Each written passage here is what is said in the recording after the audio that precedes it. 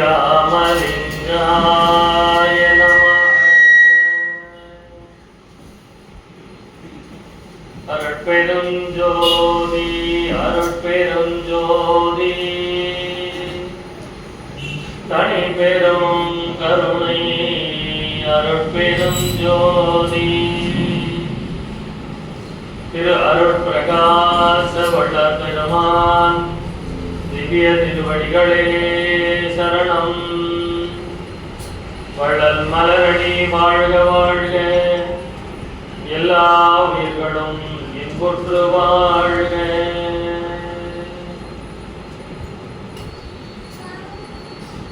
அனைவருக்கும் இனிய மாலை வணக்கம். நார்மலா சொற்பொழிவுங்கிறத விட கேள்வி பதில் தான் ரொம்ப சிறப்பா இருக்கும். இருந்தாலும் நம்ம ஒரு 10 நிமிஷம் தியானம் பண்ணிட்டு ஆரம்பிக்கணும். ஏன்னா தியானம் பண்றதை பத்தி எல்லாரும் பேசியிருக்கிறோம். சேர்ல உட்கார்றவங்க உட்காரலாம், ஒன்றும் பிரச்சனை இல்லை. ஆனால் நிமிர்ந்து உட்காரலாம், சாயக்கூடாது. நிமிர்ந்து உட்காந்துக்கோங்க. ஒரு 10 நிமிஷம் நான் மகாமந்திரம் சொல்றேன், நான் சொல்லிட்டே இருக்கேன். நீங்க கண்ணை மூடிட்டு உடல்ல இந்த 2 கண்ணும் இந்த இடத்த பார்க்குற மாதிரி யோசிக்கணும். அவ்வளோதான். கண்ணை திறக்கக்கூடாது. கண்ணை மூடிட்டு 2 கண்ணும் இந்த இடத்துல பார்க்கணும். அவ்வளோதான். வேற எதுவுமே பண்ண வேண்டாம். சரிங்களா?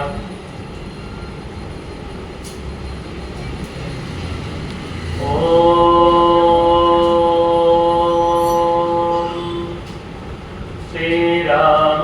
ஸ்ரீராமலிங்காய நமः. அருட்பெரும் ஜோதி அருட்பெரும் ஜோதி தனி பெரும் கருணை அருட்பெரும் ஜோதி. ஓம்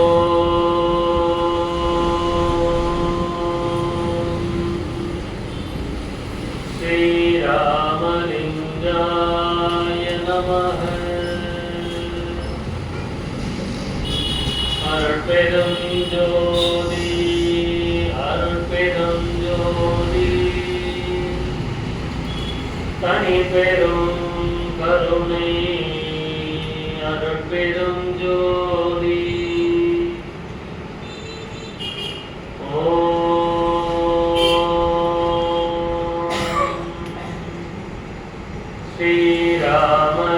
ஸ்ரீராமலிங்காய நமः.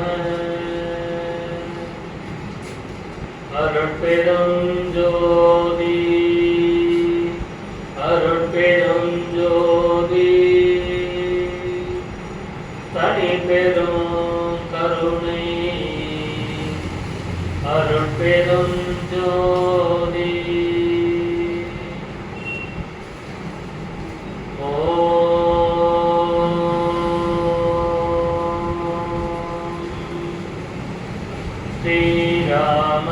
ஸ்ரீராமலிங்காய நமः. அருட்பெரும் ஜோதி அருட்பெரும் ஜோதி தனி பெரும் கருணை அருட்பெரும் ஜோதி.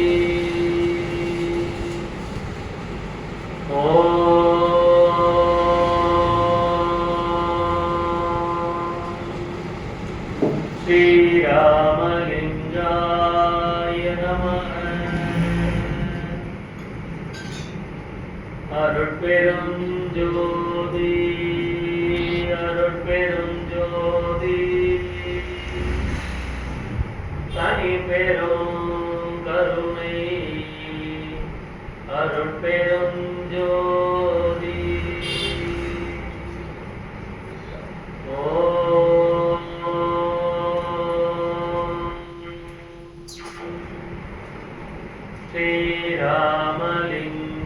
ஸ்ரீராமலிங்காய நமः. அருட்பெரும் ஜோதி அருட்பெரும் ஜோதி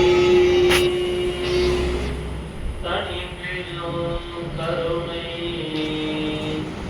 அருட்பெரும் ஜோதி. ஓம்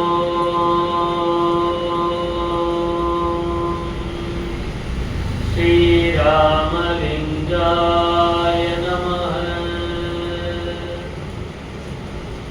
அருட்பெரும் ஜோதி அருட்பெரும் ஜோதி தனி பெரும் கருணை அருட்பெரும் ஜோதி. ஓம்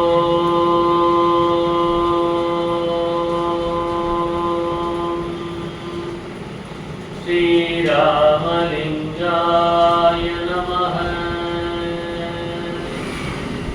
அருட்பெரும் ஜோதி அருட்பெரும் ஜோதி தனி பெரும் கருணை அருட்பெரும் ஜோதி. ஓம்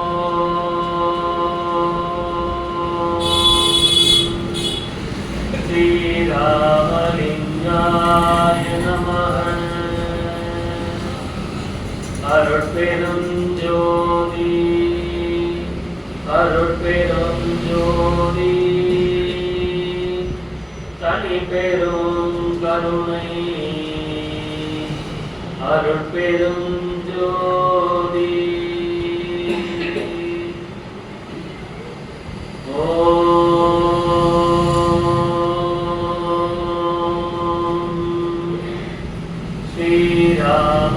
ஸ்ரீராமலிங்காய நமः. அருட்பெரும் ஜோதி அருட்பெரும் ஜோதி தனி பெரும் கருணை அருட்பெரும் ஜோதி.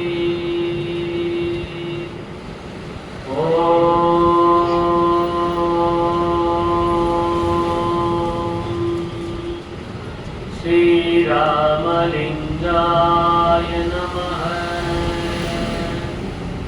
அருட்பெரும் ஜோதி அருட்பெரும் ஜோதி தனி பெரும் கருணை அருட்பெரும் ஜோதி. ஓம்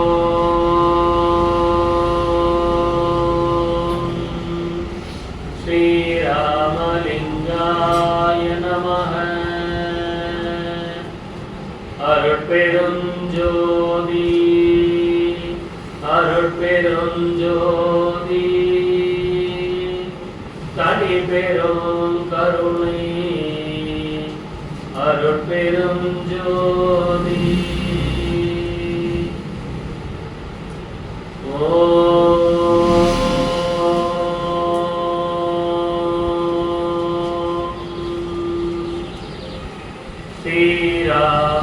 ஸ்ரீராமலிங்காய நமः.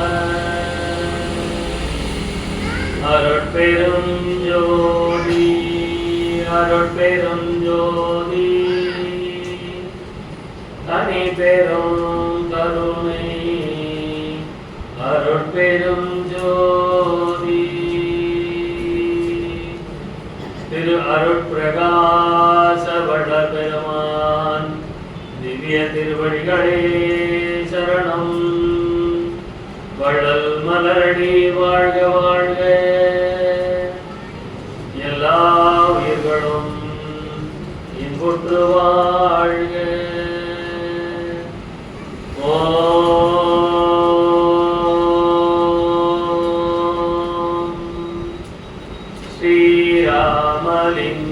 ஸ்ரீராமலிங்காய நமः.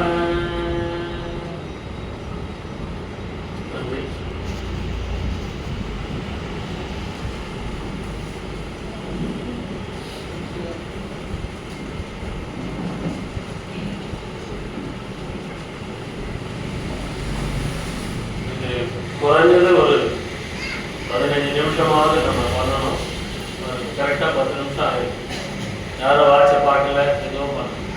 நம்ம என்ன சிந்தனை பண்ணி உட்காரோமோ கண்டிப்பாக அது இது வந்து நம்ம ஒரு விண்ணப்பம் ஏதாவது உங்களுக்கு தேவைப்படுது அப்படின்னா ஒரு விண்ணப்பத்தை வச்சுட்டு இந்த மாதிரி ஐயாவுடைய நாமத்தையும் மகாமந்திரத்தையும் சேர்த்து ஜபமும் தியானமும் சேர்த்து நம்ம பண்ணினோம் அப்படின்னா எல்லாம் செயல்படும். இதுதான் தியானம் அப்படின்னு சொல்லும் பொழுது மனதை ஒருநிலைப்படுத்தணும். ஏதாவது ஒரு புள்ளியில அந்த மனதை கொண்டு போய் சேர்க்கணும், வைக்கணும். அப்போ அந்த புள்ளியில இருந்து உஷ்ணம் உண்டாகும். நம்ம ஏதாவது ஒரு பொருளை கூர்ந்து கவனிச்சோம் அப்படின்னா அந்த இடத்துல உஷ்ணம் உண்டாகும். ஏன்னா நம்ம கண்ணுல ஒளி இருக்கு, பிரகாசம் இருக்கு. அதனால அந்த கண்ணை கொண்டு போய் இந்த புருவ மத்தியில வைக்கணும்னு சொல்றது.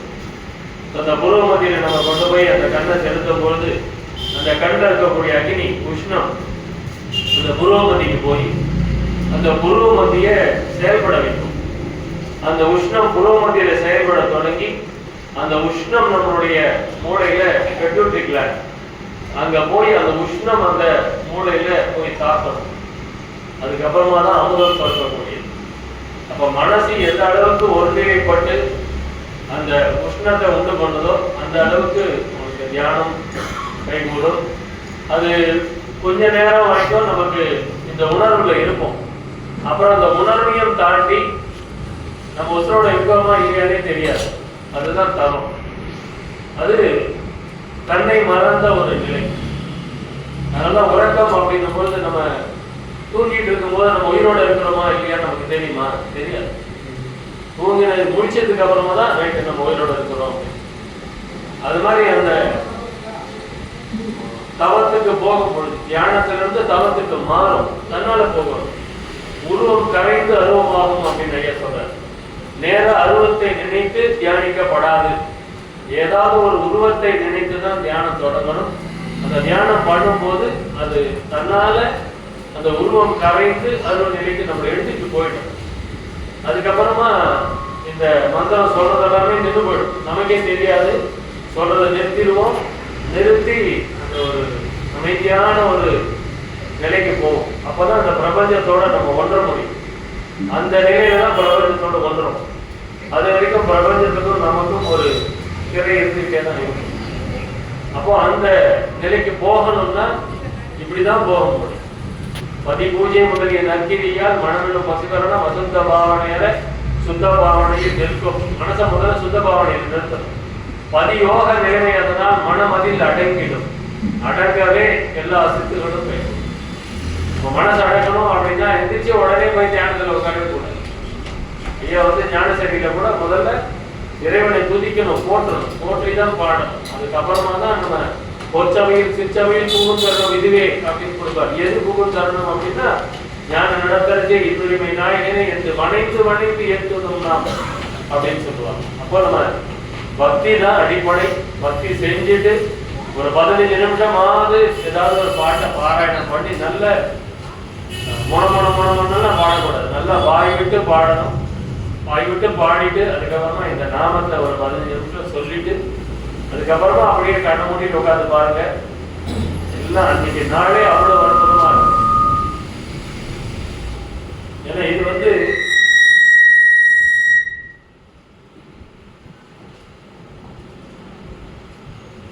நம்ம இந்த பிரபஞ்சத்தோட கலக்கணும். பஞ்சபூதங்கள் நம்ம உடம்புலயே பஞ்சபூதங்கள் இருக்கு, வெளியிலேயே பஞ்சபூதங்கள் இருக்கு.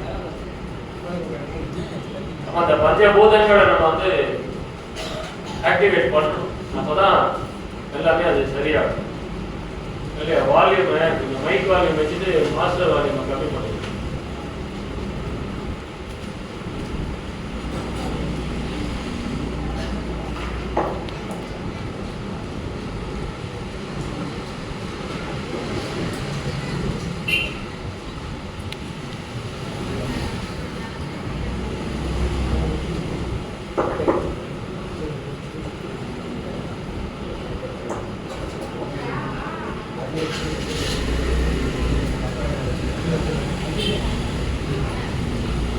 ஒவ்வொரு நாளும் நம்ம அந்த தியானத்தை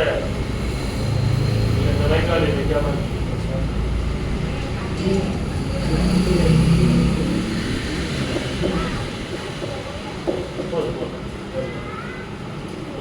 சத்தம் அதிகமாக வெளியில இருக்குதா இங்க இருக்கிறவங்க நான் பேசினாலே போதும். அப்ப தியானம் என்கிறது நம்ம கண்டிப்பா செய்யணும். குறைஞ்சது 2 தடவையாவது தியானம் பண்ணணும். காலையில எழுந்த உடனே பண்ணுங்க, ராத்திரி தூங்குறதுக்கு முன்னாடி பண்ணுறது. ஏன்னா அது வந்து நம்மளுக்கு எந்த விதமான ஒரு தொந்தரவும் இல்லாத நேரம் எதுன்னா அதுதான். தூங்கி எழுந்தோடனே யாரும் நமக்கு ஃபோன் பண்ண மாட்டாங்க. அதே மாதிரி ராத்திரி 11 மணிக்கு மேலே யாரும் நம்மளை டிஸ்டர்ப் பண்ண மாட்டாங்க. அதனால குறைஞ்சது 2 தடவையாவது இந்த தியானத்தை பண்ணணும். தியானம் பண்ணணும் அப்படின்னா ஒரு மணி நேரம் அதுக்காக ஒதுக்கிடுங்க. ஒரு 1/4 மணி நேரம் அருட்பா பாடுங்க, ஒரு 1/4 மணி நேரம் இந்த ஜபம் பண்ணுங்க, அதுக்கப்புறமா தியானத்தில் உட்காருங்க. அப்போ இது தியானம் ஒரு 1/2 மணி நேரம், இது ஒரு 1/2 மணி நேரம் அப்படின்னா ஒரு 1 மணி நேரம் கண்டிப்பாக நமக்கு தேவை.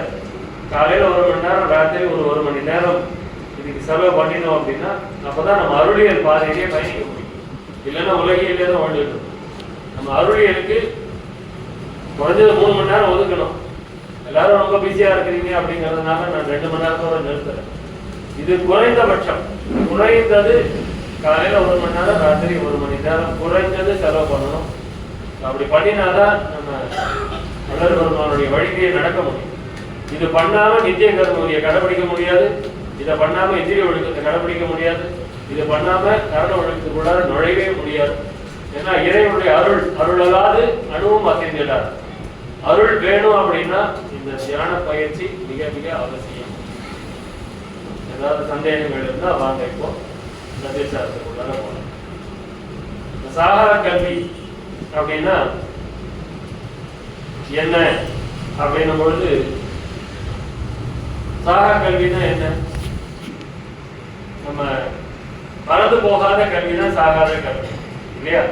மறந்து போகக்கூடாது.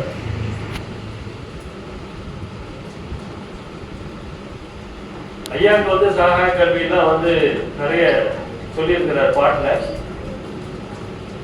சாகாத கல்வியே கல்வி, ஒன்றே சிவம்தான் என அறிந்த அறிவே தகும் அறிவு, மலமைந்தும் என்ற வல்லபமே தனித்த பூரண வல்லபம், வேகாது காலாதி கண்டு கொண்டு எப்பொருளும் விளைவித்த தொழிலே மெய் தொழிலதாகும். நம்ம தெய்வமணி மாலையில இந்த 4ஐயும் சொல்லியிருப்பார். சாகாத கல்வியே கல்வி அப்படின்பார். அந்த சாகாத கல்வி தரம் அறிதல் வேண்டும். அது என்ன வைக்கிறாரு, சாகாத கல்வி தரம் அறிதல் வேண்டும் என்றும், வேகாத கால் உணர்தல் வேண்டும், உடன் சாகா தலை அறிதல் வேண்டும், தனி அருளால் உண்மை நிலை அடைதல் வேண்டும் நிலத்து அப்படின்னு விண்ணப்பம் வைக்கிறார். சாகாத கல்வி தரம் அறிதல் வேண்டும் அப்படிங்கிறார். சாகாத கல்வி கற்கும் தரம். சாகாத கல்வி அப்படின்னா இப்ப நம்மளுடைய உலகியல் கல்வி எடுத்து பாருங்க. எது உயர்ந்த கல்வி அப்படின்னா அதனுடைய தரத்தை வைக்கும். பிஹெச்டி அப்படின்னா பிஹெச்டி அதுக்கு ஒரு தரம் இருக்கு இல்லையா? இப்ப +2 படிச்சவனுக்கும் பிஹெச்டி படிச்சவனுக்கும் என்ன மரியாதை கொடுப்போம்? மாறும் அந்த தரம். அப்ப அதே மாதிரி மற்ற கல்விக்கும் இந்த சாகாத கல்விக்கும், இந்த சாகாத கல்விக்கு ஒரு தரம், அதுக்கு தகுதியுடையவனா இருக்கிறாமா. அது ரொம்ப அழகா ஒரு பாட்டுல வள்ளல் பெருமான் சொல்லுவார். மதமெழும்பை பிடித்தாட்ட ஆடுகின்றோர் எல்லாம் மன்றிடத்தே வள்ளல் செய்யும் மானடம் காண்கவரோ சதமனிலே இருக்கின்றார் படுவது அறிந்திலரே சாகாத கல்வி கற்கும் தரம் இவர்க்கும் உள்ளதோ. இந்த சமயத்தையும் மதத்தையும் புடிச்சிட்டு ஆடிக்கிட்டு இருக்கிறாங்களே அவங்களுக்கு சாகாத கல்வி கற்கும் தரம் இருக்கின்றதா அப்படின்னு. அப்ப அந்த சாகாத கல்வி கற்கணும் அப்படின்னா அதுக்கு ஒரு தரம் வேணுமா வேண்டாமா? எல்லாத்துக்கும் இப்ப சன்மார்க்கத்துக்கு வரணும்னா அதுக்கு ஒரு தரம் வேணும் இல்லையா? அந்த மாதிரி இந்த சாகாத கல்வி கற்கணும்னா அதுக்கு ஒரு தரம் வேணும். எல்லாரும் கத்துக்க முடியுமா? அப்படி கத்துக்க முடிஞ்சதுன்னா இவ்வளவு நாள் எவ்வளவு வள்ளலார் உருவாகிக்கணும். எல்லாராலையும் கத்துக்க முடியாது, எல்லாராலையும் உட்கார முடியாது. காலையில 1 மணி நேரம், ராத்திரி 1 மணி நேரம் உட்காரணும். உட்கார முடியுதா? முடியாது. வள்ளல் பெருமான் ஒரு நாளைக்கு குறைஞ்சது 7 மணி நேரம் அல்லது 8 மணி நேரம் இது மாதிரி இருக்க சொல்றது. ஒரு நாளைக்கு காலையில 1.5 மணி நேரம், ராத்திரி 1.5 மணி நேரம். காலையில 4 இருந்தாரு, ராத்திரி 10 இருந்து 12, 3 மணி நேரம். பகல்ல 2 மணி நேரம், மாலையில 2 மணி நேரம். 4 3 7 மணி நேரம் குறைஞ்சது இருக்கும். 7 மணி நேரம் நம்ம செலவு பண்ணுவோமா? பண்ண மாட்டோம். 7 மணி நேரம் செலவு பண்ணினா இந்த 7 மணி நேரத்தை வெளியில உழைச்சா எவ்வளவு பணம் சம்பாதிக்கலாம்னு தான் தோணும் இல்லையா? இந்த 7 மணி நேரத்தை வெளியில உழைச்சா எவ்வளவு பணம் சம்பாதிக்க முடியும்? இப்படி சும்மா என்ன கிடைக்கும்? அப்படிதான் நமக்கு சிந்தனையெல்லாம்.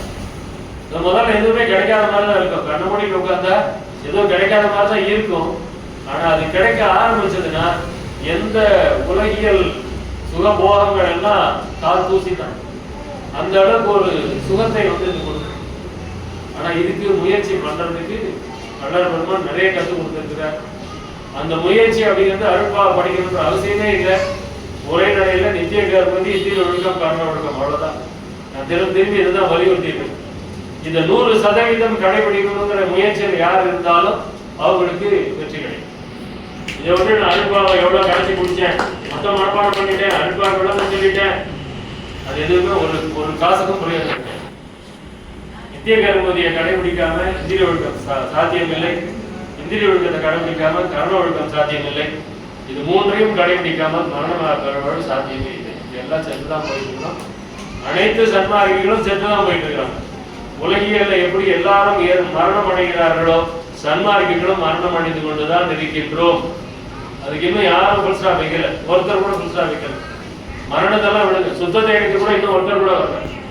சுத்த தேகம் என்கின்ற அந்த முத்தேக சித்தியில முதல் சித்தியை யாரும் இன்னும் அடையல. அதனால யாருக்கும் நம்பிக்கையும் வரல.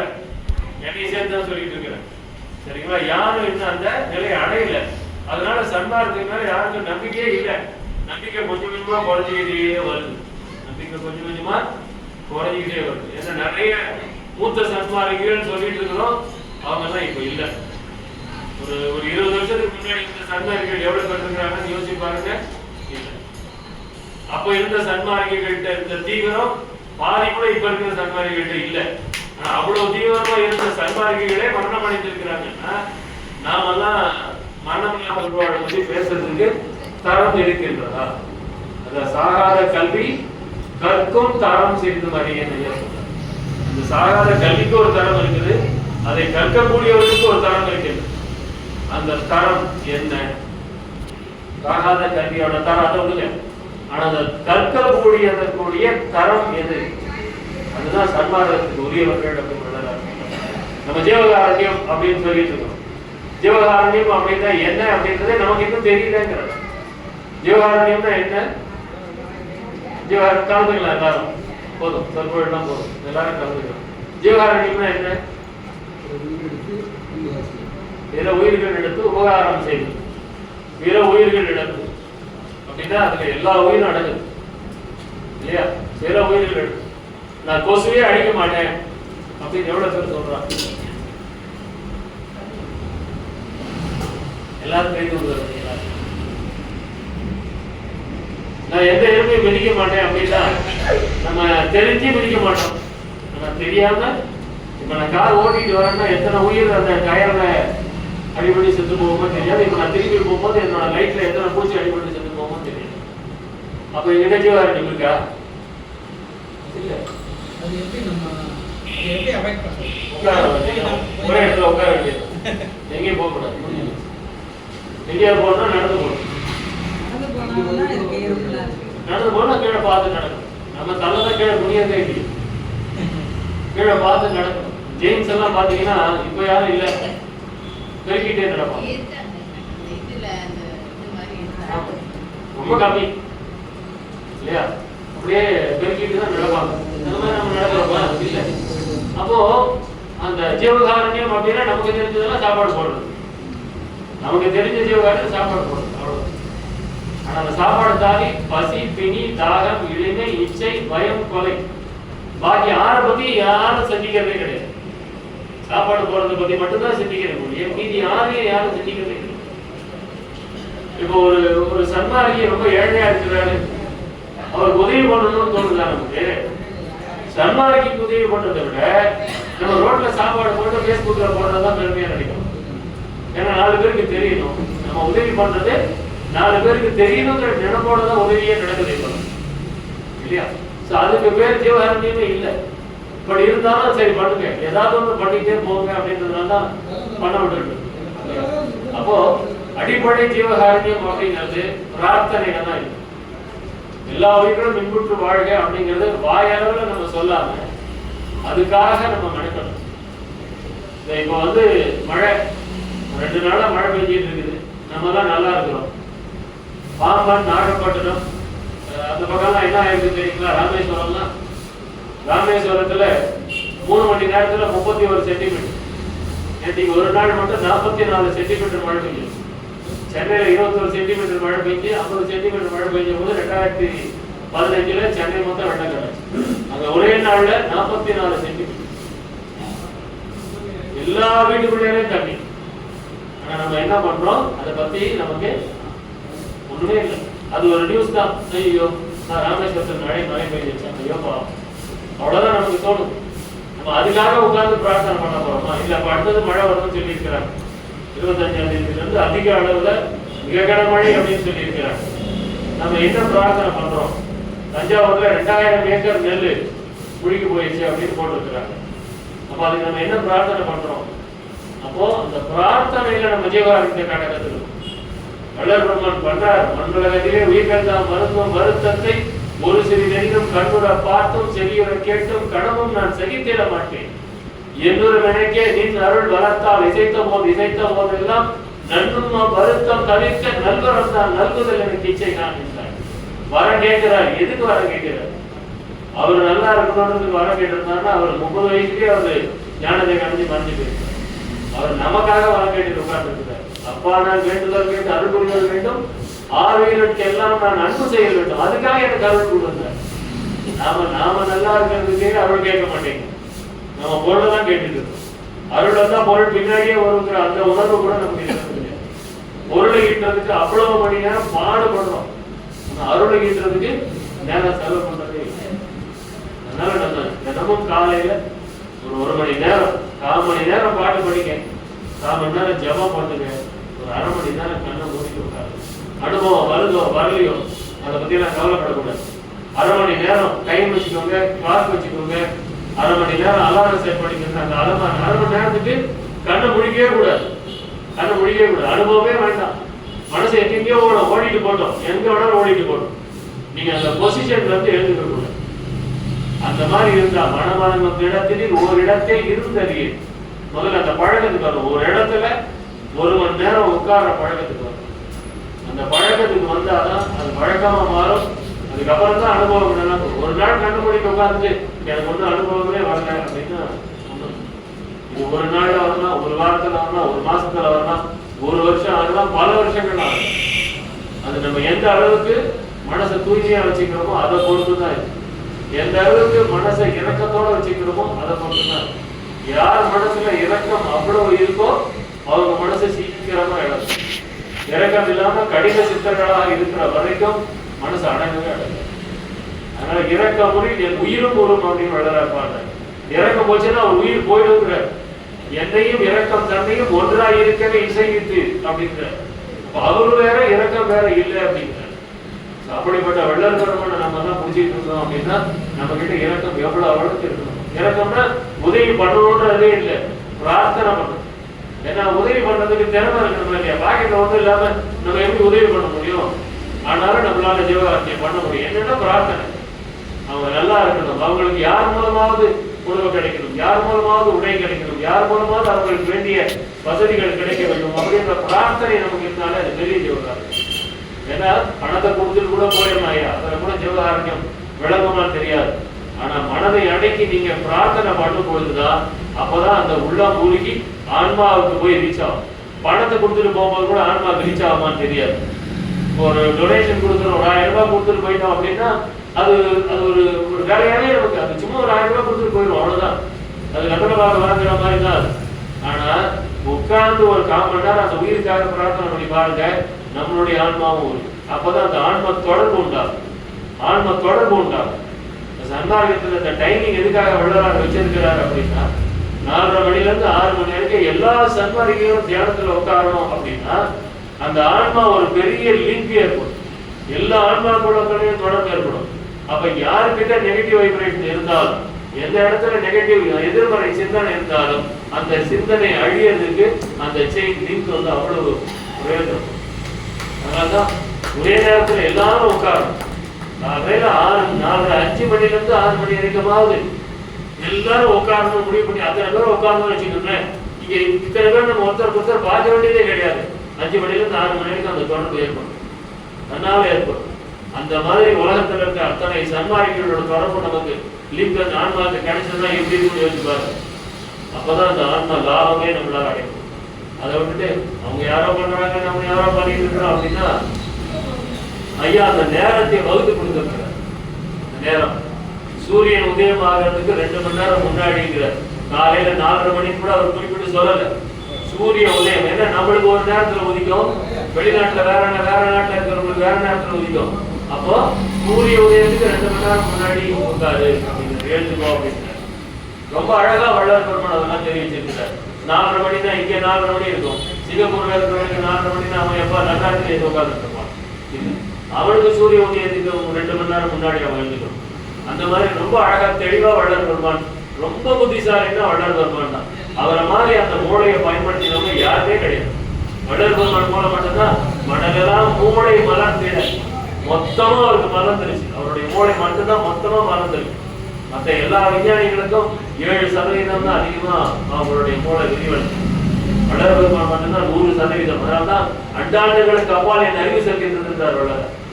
எல்லா அண்டத்துக்கும் தாண்டி அவனுக்கு போகுது. எல்லா அண்டத்தையும் வள்ளலாரால உட்கார்ந்த இடத்துல பார்க்க முடியுது. இப்போ செவ்வாய் கிரகத்துல என்ன ஆகுதுன்னா வள்ளலாருக்கு தான் தெரியும். சயின்டிஸ்ட் எவ்வளோ ட்ரை பண்ணிட்டு இருக்காங்க, தெரியுதா என்ன? இல்லை. அந்த மாதிரி அண்டாண்டங்களுக்கு அப்பால் இந்த அறிவு செல்கின்றது அப்படின்னும் பொழுது அது எப்படி சாத்தியமாச்சு அப்படின்னா அவர் கண்ணை மூடிட்டு உட்கார்றார். அவருடைய அந்த தியானம் தவம் தான்.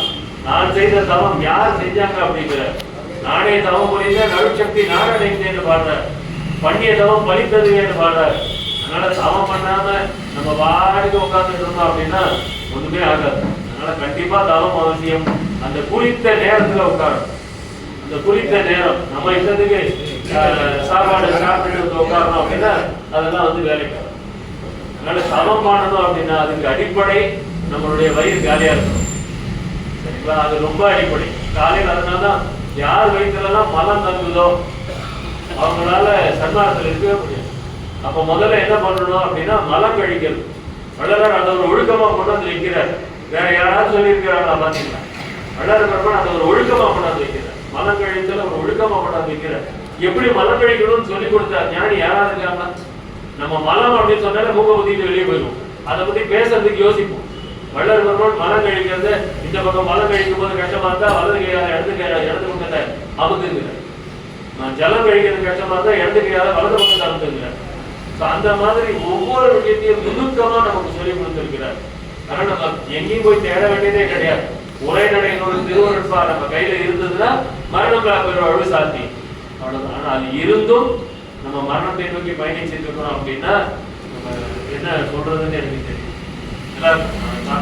போதும். அப்ப அந்த நித்திய கர்ம விதி வேற எதுவுமே ரொம்ப அழுப்பாவே படிக்க வேணாம்னு சொல்லுவாங்க. அகவலை படிக்கணும்ன்றாங்க. அகவல் படிச்சு என்ன பண்ணிட்டு இருக்கீங்க? நான் கேட்பேன். நித்திய கர்ம விதி இந்திர ஒழுக்கம் கர்ம ஒழுக்கம் படிக்காம எதை படிச்சாலும் பிரயோஜனம் இல்லை. அகவலை படிச்சாலும் பிரயோஜனம் இல்லை. அகவல் எதுக்கு படிக்கணும் அப்படின் போது அது ஒரு அருமையான மூச்சு பயிற்சி. நம்ம எங்கேயும் போய் மூச்சு பயிற்சி எல்லாம் பண்ண வேண்டியதே கிடையாது. அகவலை நல்லா வாய் விட்டு யார் படிக்கிறாங்களோ அவங்களுக்கு நுரையீரல்ல எந்த ப்ராப்ளமும் வரவே வராது. லங்ஸ்ல எந்த ப்ராப்ளமும் வராது. அகவல்ல அந்த மாதிரி ஒரு வார்த்தைகளை அமைச்சுதான் பாடியிருக்கு. அந்த லங்ஸ் நமக்கு மூச்சு பிரச்சனை வரக்கூடாதுன்னா அகவல் படிக்கணும். வீசிங் இருந்துச்சுன்னா காலையில எழுந்திருக்கவே மாட்டாங்க. காலையில எந்திரிச்சு நல்ல வெந்நீர்ல குடிச்சிட்டு உட்காந்து அகவல் படிச்சு பாருங்க. 1 மாசத்துக்குள்ள உங்களோட வீசிங் எல்லாம் கிளியர். அப்படிப்பட்ட அற்புதமான மருந்து நம்ம அகவல். ஆனா அதை படிச்சுட்டு எதுவுமே பண்ணாம உட்காந்துருந்தா எவ்வளவு பிரயோஜனம் பண்ணுங்க. நானும் அகவல் படிச்சேன்னு 10 இடங்கள் படிச்சுட்டு போயிட்டே இருக்கேன். நம்ம நித்திய கர்ம விதி இந்திரிய ஒழுக்கம் கர்ண ஒழுக்கம் இதை முதல்ல இங்க எழுதி ஒட்டணும். அடுத்த முறை வரதுக்குள்ள இந்த இடத்துல ஐயாட்ட சொன்னீங்கன்னா போய் கேட்டு கொடுத்துருவேன். இந்திரிய ஒழுக்கம் கர்ண ஒழுக்கத்தை இந்த செவத்துல எழுதி ஒட்டணும். வரவங்க எல்லாம் அதை படிக்கணும்.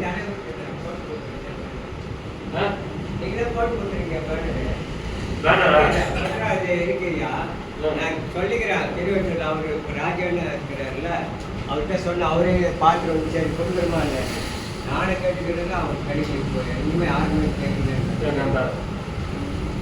அப்ப அந்த எந்திர ஒழுக்கம் கர்ண ஒழுக்கத்தை நீங்க போட்டு அதை எல்லாரையும் மனப்பாடம் பண்ண சொல்லி அதை ஒப்பிக்க வைக்கணும். எந்திர ஒழுக்கத்தை ஒப்பிக்கணும், கர்ண ஒழுக்கத்தை ஒப்பிக்கணும். எவ்வளவு பேருக்கு தெரியும்? தெரியாது. நிறைய பேருக்கு தெரியாது. ஏன்னா நம்ம அது கூட போறதே கிடையாது. நமக்கு அகவல் படிச்சா போதும், இங்க வந்து ஜோதி தரிசனம் பார்த்தா போதும், இதெல்லாம் போடவே போறாது.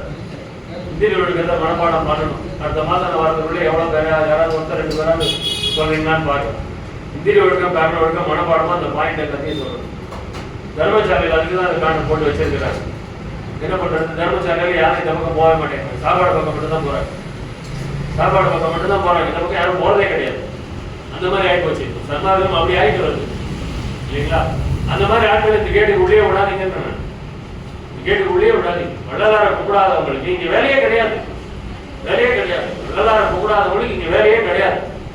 நம்ம அவங்களையும் கூப்பிட்டு வச்சுக்கிட்டு இருந்தா அப்ப நம்மளையும் வந்து அவங்க மாற்றத்துக்கு முயற்சி பண்ணுவாங்க இல்லையா? எப்படி அந்த கிறிஸ்டியன் மிஷனரி எப்படி செயல்படுதோ சன்மார்க்கம் இப்ப அப்படிதான் செயல்பட்டு இருக்கு. அது அவங்க எனக்கு எப்படி வேலை போனாங்கன்னு எனக்கு தெரியல. அதனால நம்ம இந்திரிய ஒழுக்கம் கர்ண ஒழுக்கம் நித்திய கர்ம விதி இல்லையா? அதெல்லாம் வந்து இப்போ அன்னதானம் பண்றது கூட ஒரு விரதமா எடுத்துட்டு பண்ணணும். அது வந்து ஒரு ஒரு பொழுதுபோக்காகவோ பெருமைக்காகவோ பண்றதெல்லாம் வந்து வேஸ்ட். அது எல்லா இடத்துலையும் தான் கொடுக்குறாங்க. சீரடியில் நடக்காத அன்னதானமா, திருப்பதியில் நடக்காத அன்னதானமா, அங்கெல்லாம் நடக்காத பொற்கோயில்ல நடக்காத அன்னதானமா? 24 மணி நேரம் அங்கெல்லாம் சாப்பிடும். 24 மணி நேரம் தர்மசாலை கூட 24 மணி நேரம் சாப்பாடு தெரியாது. ஆனா அந்த 24 மணி நேரம் சாப்பாடு. ராத்திரி 2 மணிக்கு போகல திருப்பதி, உங்களுக்கு சாப்பாடு கொடுப்பான், சுட சுட கொடுக்கும். பொற்கோயில் போங்க, ராத்திரி எத்தனை 1 மணிக்கு போங்க, சுட சுட சப்பாத்தி கொடுக்கும். அன்னதானம்ன்றது பெரிய விஷயம் இல்லை, ஆனா ஜீவகாரணம்ங்கிறது பெரிய விஷயம். அன்னதானம் என்பது ஜீவகாரணம் அல்ல. ஜீவகாரண்யத்தில் அன்னதானம் இருக்கு. அன்னதானம் ஜீவகாரண்யம். அன்னதானம் கொடுத்து அவங்களுடைய வயிற்று பசியை ஆற்றும். ஜீவகாரண்யம் அதையும் தாண்டி ஆன்ம ஒழுக்கம் அப்படின்னு சொல்றாரு. மன நிகழ்ச்சி, மன ஒழுக்கம், ஆன்ம நிகழ்ச்சி, ஆன்ம ஒழுக்கம். அந்த ஆன்ம நிகழ்ச்சி ஆன்ம ஒழுக்கம் யாருக்கு இருக்குதோ அவங்களாலதான் ஆண்டவருடைய அருள் அடைய முடியும். மன நிகழ்ச்சி மன ஒழுக்கம் யாருக்கு இருக்குதோ அவங்களாலதான் ஜீவகாரண்யம் பண்ண முடியும். மன நிகழ்ச்சியே இல்லை, மன ஒழுக்கமே இல்லைன்னா ஜீவகாரண்யமே வராது. அப்ப எல்லா உயிர்களிடத்து தயவு அப்படின்னா அங்க மன ஒழுக்கம், மன நிகழ்ச்சி. ஆண்டவரிடத்திலே அன்பு அப்படின்னா ஆன்ம ஒழுக்கம், ஆன்ம நிகழ்ச்சி. ஐயா சொல்றாரு இல்லையா, தயிர் உதாரணம் சொல்ற, தயிர் மத்து போட்டு கடைய கடைய கடைய அதுல வெண்ணெய் வருது. எப்படி வெண்ணெய் வருது? அங்க தயிருக்கும் அந்த தயிருக்கும் மத்துக்கும் உஷ்ணம் உண்டாகும். அந்த மத்த போட்டு கடைய கடைய அங்க உஷ்ணம் உண்டாகி அந்த தயிர்ல இருந்து வெண்ணெய் வருது. அப்ப அந்த உஷ்ணத்தை உருவாக்கணும். அதுதான் இங்க விஷயம். சுத்த உஷ்ணத்தை நம்ம எந்த அளவுக்கு உருவாக்குறோம். நம்மளால போய் மலையில புகையில போய் 100 வருஷம் 1000 வருஷம் தவம் பண்ண முடியுதா? முடியல. அப்ப வள்ளலார் ரொம்ப அருமையா சொல்றாரு, ஒரு ஜாம நேரம் இகவிச்சாரமின்றி பரவிச்சாரத்தோடு தெய்வத்தை நினைத்துக் கொண்ட சிந்தித்துக் கொண்டாவது ஸ்தோத்திரம் செய்து கொண்டாவது இருந்தால் அந்த மலையிலையும் புகையில போய் 100 வருஷம் தவம் பண்ணி கிடைக்குது. அவங்களுக்கு கிடைக்கக்கூடிய சுத்த உஷ்ணத்தை காட்டிலும் 10 கோடி பங்கு அதிகமான சுத்த உஷ்ணம் கிடைக்கும். எவ்வளவு எளிமையா உட்கார்ந்த இடத்துல நம்மளால உஷ்ணத்தை பெற முடியும். அதுக்கு பட்டி இருக்கணும்னு அவசியம் இல்லை, மலையில போய் உட்காரணும்னு அவசியம் இல்லை, புகையில இருக்கணும்னு அவசியம் இல்லை, பனியிலே மழையிலே நனையணும்னு அவசியமே கிடையாது. அழகா இதுக்குள்ளார உட்கார்ந்து 3 மணி நேரம் பாராயணம் பண்ணீங்கன்னா, இல்ல ஜபம் பண்ணீங்கன்னா, சோத்திரம் பண்ணிக்கிட்டு இருந்தீங்க அப்படின்னா சுத்தம். ஆனா இங்க உட்காந்துக்கிட்டு நம்ம அருட்பெரும் ஜோதி வீட்டுல என்ன பண்ணிட்டு இருப்பாங்க, எழுந்துட்டு இருப்பாங்களா, சமையல் முடிஞ்சிருக்குமா, முடிஞ்சவன போய் சாப்பிடணுமே நினைச்சா கிடைக்காது. இகவிச்சாரமின்றி பரவிச்சாரத்தோ சாருலகவாதமே தவிர்த்தவர் உள்ளகத்தே சத்தியமாய் அமர்ந்தவரும் உத்தம சத்குருவை. இந்த உலக விஷயங்கிறது ஒரு 3 மணி நேரமாவது வெளியே வரணும். கொண்டாடி என்ன பண்ணுவா, புருஷன் என்ன பண்ணுவா, பிள்ளைங்க என்ன பண்ணுவா, அம்மா அப்பா என்ன பண்ணுவாங்க, எல்லாரும் நல்லா இருப்பாங்கன்ற நினைப்போட உட்காரணும். நாம இப்படி உட்கார்ந்தா எல்லாரும் நல்லா இருப்பாங்க. நாம அவங்களையே பார்த்துக்கிட்டு இருந்தா அவங்களும் நல்லா இருக்க மாட்டாங்க, நம்மளும் நல்லா இருக்கும். நம்ம எல்லாரையும் அப்படி கொஞ்சம் ஓரமா ஒதுக்கிட்டு ஒரு 3 மணி நேரம் நம்ம வள்ளலார் கிட்ட உட்கார்ந்தோம் அப்படின்னா அவங்களும் நல்லா இருப்பாங்க, நம்மளும் நல்லா இருக்கும். எல்லா உலகத்துல இருக்க எல்லா உயிரும் நல்லா இருக்கும். எல்லா உயிரும் கஷ்டப்படுதுன்னா நாம சரியில்லைன்னு அர்த்தம். சன்மார்க்கிகள் சரியா இருந்தா உலகமே சரியா இருக்கும். சன்மார்க்கிகள் மட்டும் இல்ல, உலகமே சரியா இருக்கும். நல்லவன் ஒருத்தன் இருந்தா அவனால பெய்யும் மழைன்னு சொல்லி இருக்கிறாங்கல்ல, அந்த மாதிரி ஒரு சன்மார்க்கி ஒழுங்கா இருந்தா அந்த ஊர் நல்லா இருக்கும். ஒரே ஒரு சன்மார்க்கி எல்லாத்தையும் கடைபிடிச்சிட்டு இருந்தா அந்த ஊர் நல்லா இருக்கும். அந்த ஊர்ல ஏதோ பிரச்சனை இருக்குது, அந்த ஊரே சரியில்லை, ஊர்ல மழை பெய்யவே இல்லை அப்படின்னா அங்க சன்மார்க்கமே இல்லைன்னா. எங்கெல்லாம் சன்மார்க்க சங்கம் இருக்கோ அங்க எங்கேயாவது பசி இருக்குமா? பசி இருக்குமா? சத்தியமா இருக்காது. அந்த எங்கெல்லாம் சன்மார்க்க சங்கம் இருக்கோ அந்த ஊருக்கு பசியே கிடையாது. ஏன்னா சன்மார்க்க சங்கத்துல சாப்பாடு போட்டுட்டே இருப்பாங்க, கண்டிப்பா சாப்பாடு போடுவாங்க, அதனால பசி கிடையாது.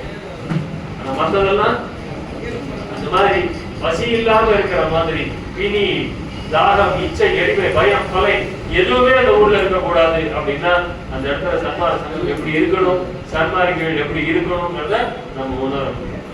சரிங்களா? கேள்விகள் கேளுங்க. 20 நிமிஷமாவது நம்ம கேள்வி பதில் தான் வச்சுக்கோங்க. மகாதேவனை எல்லாம் வந்துருக்காங்க. செய்யாம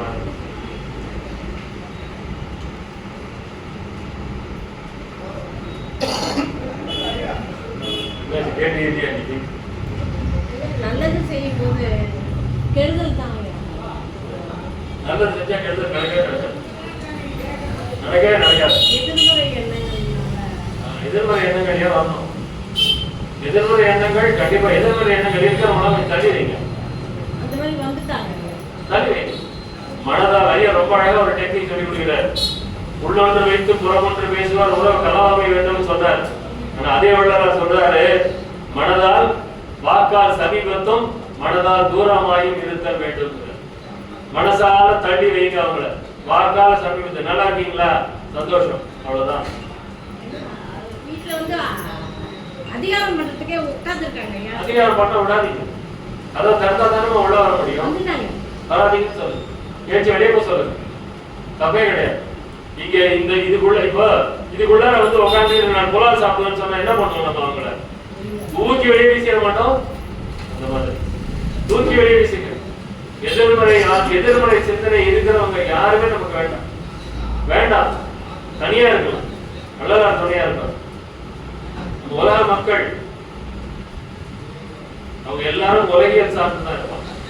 சன்மார்க்கப்பட்டதான் உலகியல் சாராம. பற்றற்றால் பற்றினியை பற்றியிடல் வேண்டும். அது பற்றற்றால் அன்றி மரியாதா. பற்ற அறுத்தாதான், பற்ற அறுத்தவரை நம்மளால சேர முடியும். நம்ம பற்ற அறுக்கல அப்படின்னா முடியும். நான் யாரையும் பாத்துக்காதீங்கன்னு சொல்லல, பற்று வைக்காதீங்க. அவங்க மேல ஒரு கருணையா இருக்கு, ஏற்கத்தோட இருக்கு. மனைவியா இருக்கட்டும், கணவனா இருக்கட்டும், பிள்ளைகளா இருக்கட்டும், யார் வேணாலும் இருக்கட்டும், பெற்றோரா இருக்கட்டும், அவங்க மேல ஒரு கருணையா அவங்கள பார்த்துக்கணுங்கிற எண்ணம் இருக்கட்டும். அந்த எண்ணம் இருந்தா போறோம். அந்த எண்ணத்தை விட்டு நாம வந்து அப்படியே அவங்களை பூச்சிக்கிட்டே உட்காந்து நாம பண்ணாலும் உலகத்துல வரணும்னு ஏஜ் ஆகி போச்சு. உலகம் வேணாம் தான் நான் வந்து ஆண்டவர் கொண்டு வந்து ஏற்றிருக்காரு. அது உலகம் வேண்டாம்ன்றது இல்லை, உலகியல் வேண்டாம். உலகம் அப்படின்றது இந்த பிரபஞ்சத்துல நம்ம இருந்துதான் ஆகணும் இல்லைங்களா? உலகியல் வேண்டாம். அந்த உலகியல் வழக்கங்கள், அந்த உலகியல் விவகாரங்கள், இந்த உலக வழக்கம் அப்படின்னா இப்ப காலையில இருந்து காஃபி குடிக்கணும், காலையில இருந்து டிஃபன் சாப்பிடணும், மத்தியானம் லஞ்சு சாப்பிடணும், சாயந்தரம் காஃபி சாப்பிடணும், ராத்திரி டின்னர் சாப்பிடணும், பிள்ளைங்களை படிக்க வைக்கணும், வளர்க்கணும், கல்யாணம் பண்ணணும், எல்லாம் உலகியல் தான். அப்ப இந்த உலகியல் விவகாரங்கள் வந்து கொஞ்சம் அருளியல் விவகாரத்துக்குள்ளார நுழையும். அப்பதான் நம்மளால சாதிக்க முடியும். ஏன்னா சன்மார்க்கிகள் அப்படிங்கிறவங்க சாதனை செய்பவர்கள். ஐயா வந்து சொல்றாரு ஒரு இடத்துல, சாதனம் அப்படின்னா பரோபகாரம் சத்தியசாரம். இன்னொரு இடத்துல சொல்றாரு, சாதனம் ஒன்றும் வேண்டாம் ஆரம்பிப்பார். சாதனம் ஒன்றும் வேண்டாம், ஏதாவது ஒரு சாதனத்தை கடைபிடித்து அதனால் சிறுமொழி உண்டாம், அதை பார்த்து பள்ளியிலிட்டு ஏமாந்து விடக்கூடாது அப்படிங்கிற. நமக்கு சின்ன சின்ன சித்துகள் கிடைக்கும், ஏதாவது பண்ணிக்கிட்டே இருந்தோம்னா சின்ன சின்ன சித்துகள் கிடைக்கும். அந்த சித்துகளை பார்த்துட்டு அதுல பள்ளியிடிச்சு அதையே பிடிச்சிட்டு உட்காந்துக்கிறது, அவ்வளவுதான். அந்த மாதிரிதான் இப்படின்னா எலுமிச்சம்பழம் வர வைக்கிறது, அந்த அந்த விஷயங்கள் எல்லாம். அப்ப அதுலயே நின்றுட்டா அதுக்கு மேல போக முடியாது. அப்ப அது மரணம் நிச்சயம், அவங்களுக்கும் மரணம் வந்துடும். ஐயா வந்து பிறவிகள் பத்தி சொல்லும் போது சொல்லுவார், பிரம்மா விஷ்ணு ருத்ரன் உண்மையான இறைவன் அப்படின்னு சொல்லும் பொழுது, இந்த பிரம்மா விஷ்ணு ருத்ரன் இறைவனா அப்படின்னா இல்லைங்கிற. அவர்கள் எல்லாம் அந்த சர்வ வல்லவராகிய இறைவனை நினைத்து தபசு செய்து அந்த படைக்கும் சித்தியை பெற்றுக் கொண்டவன் பிரம்மா அப்படிங்கிற. இறைவனை நினைத்து தவம் செய்து படைக்கும் சித்தியை பெற்றுக் கொண்டவன் பிரம்மா. அவன் இறைவன் இல்லை, அந்த படைக்கும் சித்தியை. அடுத்தது காத்தல் என்கின்ற அந்த 2 சித்திகளை பெற்றுக் கொண்டவன் விஷ்ணு. அப்புறம் 3வது சித்தியை பெற்றுக் கொண்டவன் ருத்ரன். இவங்க எல்லாம் அந்த அற்புதமான சர்வ வல்லவராகிய இறைவனுடைய தரத்தில் லேசங்கள் அப்படிங்கிறது. ஆனா இவர்கள் ஏற்படுத்திய இவங்களெல்லாம் வழிபாடு பண்ண ஆரம்பிச்சாங்க பாருங்க. இந்த சமயங்களை ஏற்படுத்தியவர்களையே கர்த்தாக்கள் ஆக்கி இவங்களெல்லாம் சமய தெய்வங்கள் ஆக்கிட்டாங்க அப்படிங்கிறார்கள். இவங்கெல்லாம் சமய தெய்வங்கள் கிடையாது, அந்த தெய்வத்தினுடைய தேசங்கள், ஏகதேசம் கூட கிடையாது. ஆனா இவர்களையே இவங்க சமயத்தின் தெய்வங்களாக்கி விட்டார்கள் அப்படின்னு சொல்றார். அப்ப பிரம்மா, விஷ்ணு, ருத்ரன் அவங்க எல்லாரும் அந்த சர்வ வல்லவராகிய இறைவனுடைய தேசங்கள். சித்துக்களை பெற்றுக் கொண்டவர்கள் அவங்களுக்கும் மரணம் உண்டு, அவங்களுக்கும் மரணம் உண்டு. அது வந்து அதிகமான வருஷங்கள், அவ்வளவுதான் இல்லையா. நமக்கு சாதாரணமா நம்மளுடைய வயது அப்படின்னா 120 தொடரும். நம்ம எல்லாம் மனுஷனா பிறந்தவன் சாதாரணமா 120 தொடரும். ஆனா இப்பதான் 80 100 தொடர்றது இல்லை. அதனால 80லயே நம்ம சதாபிஷேகம் பண்ணிடுறோம். ஏன்னா 100 வயசுக்கு இருக்க மாட்டாங்க அப்படின்றதுனால 80லயே பண்ணிடுறோம் இல்லையா. ஆனா சாதாரணமான மனிதன் 120 தொடரும். ஜப்பான் எல்லாம் 100 தாண்டி ஈஸியா வாழறாங்க. எப்படி வாழறாங்க அப்படின்னு கொஞ்சம் அந்த ஹிஸ்டரிலாம் எடுத்து போய் படிச்சு பாருங்க தெரியும். அவங்கள்ட்ட இருக்கக்கூடிய அந்த சுறுசுறுப்பு, இந்த தாமச குணம் அப்படிங்கிறது அவங்கள்ட்ட கிடையவே கிடையாது இல்லையா. அதே மாதிரி மாமிசம், அந்த 100 வயசை தாண்டவங்க 99% மாமிசம் சாப்பிடாதவங்க தான் இருக்கிறாங்க ஜப்பான்ல கூட. அங்க கூட அந்த மாமிசத்தை விட்டவர்கள் தான் அந்த வயதை தாண்டுறாங்க. சோ அந்த மாதிரி வள்ளல் பெருமான் ரொம்ப அழகா நமக்கு கொடுக்கிறார். 1000 வருஷம் வாழ்றதுக்கு வழி சொல்லி கொடுக்கிறார். ஒருவன் 1 மணி நேரம் உறங்க பழகுவானே ஆனால் அவன் 1000 வருடம் ஜீவித்திருப்பான். நம்ம 1 மணி நேரம் தூங்கினா என்ன கதியா இருக்கு? நம்ம 5 மணி நேரம் தூங்கினாலே அடுத்த நாள் காலையில 11 மணிக்கு மறுபடியும் தூக்கம் வருது. 5 மணி நேரம் தூங்கினா 1 மணி நேரம், ஒருவன் 1 மணி நேரம் உறங்க பழகுவானே ஆனால் அவன் 1000 வருடம் ஜீவித்திருப்பான். புறப்பொருள் தூக்கத்தை பத்தி இதுக்கு அகத்துல சிந்திச்சோம்னா 1 மணி நேரம் உறங்க பழகுவானே ஆனால் 1 மணி நேரம் தவம் பண்றது சொல்ற. ஒருவன் 1 மணி நேரம் மனதை அடக்கி எந்த விதமான சிந்தனையும் இல்லாமல் ஒரு நாளைக்கு 1 மணி நேரம் உட்கார்ந்தா அவனுடைய ஆயுசு 1000 வருஷம். அதுக்காக தான் தவம் அவ்வளவு முக்கியம். அந்த 1 மணி நேரம் நம்ம இப்ப கண்ணு மூடிட்டு உட்கார்ந்தாலும் 10 நிமிஷம் உட்கார்ந்தோம். எவ்வளவு வினாடி எந்த நினைப்பும் இல்லாம இருந்துச்சு சொல்லு. வினாடிகள் தான். நம்ம அந்த 10 நிமிஷமும் எந்த நினைப்பும் இல்லாம இருந்தோமா? யாராவது இருந்தீங்களா? இந்த 10 நிமிஷமும் எனக்கு கொஞ்ச நேரம் ஆன உடனே 10 நிமிஷம் ஆயிடுச்சான்னு யோசனை வருது. 10 நிமிஷம் ஆயிட்டு இருக்குமா அப்படின்னு யோசனை வருது. அப்போ எந்த நினைப்பும் இல்லாம 1 மணி நேரம் உட்கார்ந்தா 1000 வருஷம் அவனோட ஆயுசு. ஒருவன் 1 மணி நேரம் உறங்க பழகுவானே ஆனால் அது தூங்காத தூக்கம். தூங்காத தூக்கத்தில் தூக்கிய பாதம் சொல்றாரு. தூங்காத தூக்கம்ங்கிறது அந்த தவம். இந்த தவத்தில் இருக்கிறவங்க தூங்குறாங்களா மூச்சிட்டு இருக்கிறாங்களா வெளியில இருக்கிறவங்களுக்கு தெரியவே தெரியாது. நான் மூடிட்டு இருப்பாங்க, ஒண்ணுமே தெரியாது. அதனால அது ஒரு அற்புதமான ஒரு உறக்க நிலை. அப்ப அந்த மாதிரி 1 மணி நேரம் எந்த சிந்தனையும் இல்லாம நம்மளால உட்கார முடிஞ்சது அப்படின்னா நம்மளுக்கு 1000 வருஷம் எவ்வளவு சந்தோஷமா இருக்குது. அப்ப 1000 வருஷம் வாழறதுக்கு முயற்சி எடுக்கணுமா வேண்டாமா? எடுக்கணும். எல்லாம் படிக்கணும், எல்லாம் தெரியுது. ஆனா 1 மணி நேரம் சிந்தனையோட உட்கார்ந்து கூட நம்மளால முடியும். 1 மணி நேரம் தியானம் பண்றோம் அப்படின்னு எவ்வளவு பேர் கை கொடுக்கணும் பாருங்க. 1 மணி நேரம் நான் உட்கார்ந்து தியானம் பண்றேன் அப்படின்னு அந்த தியானம் தவம் அதுக்கு நம்ம கண்டிப்பா வரணும். அதுக்கு முன்னாடி ஜபம் வரணும், அதுக்கு முன்னாடி பாராயணம் வரணும். எல்லாத்துக்கும் முன்னாடி வள்ளல் பெருமானை வச்சு பண்ணிதான் ஆகும். வள்ளல் பெருமானை வைக்கல அப்படின்னா ஒண்ணும் கிடைக்காது. முதல்ல புரிஞ்சுக்கணும். வள்ளல் பெருமானை வைக்கிறதுனா ஒண்ணுமே கிடையாது. அருளை கொடுக்கறதுக்கு யார் இருக்கிறாங்கன்னா வள்ளலார் தான் இருக்கிறார். ஏன்னா இறைவன் அருட்பெருஞ்சோதி ஆண்டவர் எல்லாத்தையும் வள்ளலார்ட்ட கொடுத்துட்டாரு. அது வள்ளலார் அவ்வளவு அகவல்ல கூட மொத்தமா சொல்லி இருக்கிறார். நிறைய பாட்டு கொடுத்துட்டார். எல்லாத்தையும் வள்ளலார்ட்ட கொடுத்துட்டார். 5 தொழில் நீயே பண்ணுன்னு கொடுத்துட்டார். அப்ப இறைவன் என்ன பண்றாரு? ஒண்ணும் பண்ணல, சும்மா இருக்கிறார். வள்ளலார் கூட்டார போய் இறைவன் உட்கார்ந்துட்டார். வள்ளலார் கூட்டார இறைவன் உட்கார்ந்துட்டார். அப்ப வள்ளலாரை விட்டு வேற எங்க நம்ம போனாலும் நமக்கு ஒண்ணும் கிடைக்காதுன்னு முதல்ல புரிஞ்சுக்கணும். வள்ளலார் கிட்டதான் எல்லாமே கிடைக்கும். எது வேணும்னாலும் எது வேணும்னாலும் உங்களுக்கு 10 ரூபா வேணும்னாலும் வள்ளலார் கிட்ட தான் கேட்கணும். அவர்கிட்ட கேட்டா கிடைக்காதுன்னு எதுவுமே கிடையாது. எல்லாமே கிடைக்கும். எதுவுமே கேட்கலன்னா அருள் கிடைக்கும். நம்ம பொருளை கேட்டா பொருள் கொடுப்பாரு. அருளை கேட்டா பொருள் பின்னாடியே வரும். நம்ம பொருளை கேட்க வேண்டிய அவசியமே கிடையாது. அருளை கேட்டா பொருள் தன்னால ஐயா ஜீவகாரண்யம் பண்றாரு. எப்படி பண்றாருன்னு யோசிச்சு பண்ணிப்பாரு. அவருக்கு ரெகுலர் இன்கம் கிடையாது. மகாதேவன உதாரணத்துக்கு எடுத்ததுக்கு மன்னிக்க. ரெகுலர் இன்கம் கிடையாது. ஆனா ஜீவகாரண்யம் ரெகுலரா நடக்கும். எப்படி நடக்குது? அது தன்னால வரும். பொருள் தன்னால வரும். அருளை நோக்கி நம்ம பயணம் பண்ணோம்னா பொருளை பத்தி கவலைப்பட வேண்டாம். தர்மசாலையில அடுத்த நாள் சாப்பாட்டுக்கு அரிசி கிடையாது. வள்ளலார் தோன்றும் துணையா இருக்கும் போதே அடுத்த நாள் சாப்பாட்டுக்கு அரிசி கிடையாது. எல்லாரும் ஐயோ என்ன ஐயா பெருமானே அரிசி இல்ல, அடுத்த நாள் எப்படி அன்னதானம் பண்றதுன்னு கேட்கிறாங்க. வள்ளலார் பிக்ஸ் போங்கானும் எல்லாம் வரும் அப்படிங்கிறார். அடுத்த நாள் வண்டியா வந்து இறந்து விடிக்காதால. அப்ப அங்க இருக்கிறவங்களுக்கு உணர்த்தப்பட்டு அவங்க அங்க கொண்டாந்து சேர்க்கிறாங்க. அடுத்த நாள் காத்தால 3 வண்டி வந்து நிக்கலாம். 3 மாட்டு வண்டி நிறைய வந்து பொருள் வந்து இறங்குது. நம்ம அருளை தேடி போற முயற்சியில் இருக்கணும். பொருளை தேடுறது வேற வழி இல்லை. உலகில் இருக்கிறோம், எல்லாரும் உத்தியோகம் பண்றோம், அதே குழப்பா இருக்காதீங்க. அதுல இருந்து கொஞ்சம் வெளியிடும். அட்லீஸ்ட் காலையில அந்த தூங்கி எழுந்து ஒரு 1 மணி நேரம் 1.5 மணி நேரம் உட்காருங்க. ராத்திரி தூங்க போறதுக்கு முன்னாடி ஒரு 1.5 மணி நேரம் உட்காருங்க. அந்த நேரம் எந்த டிஸ்டர்பன்ஸும் நமக்கு இருக்காது. எந்த உறவுகாரனும் ஃபோன் பண்ண மாட்டாங்க, யாரும் நம்மளை தொந்தரவு பண்ண மாட்டாங்க.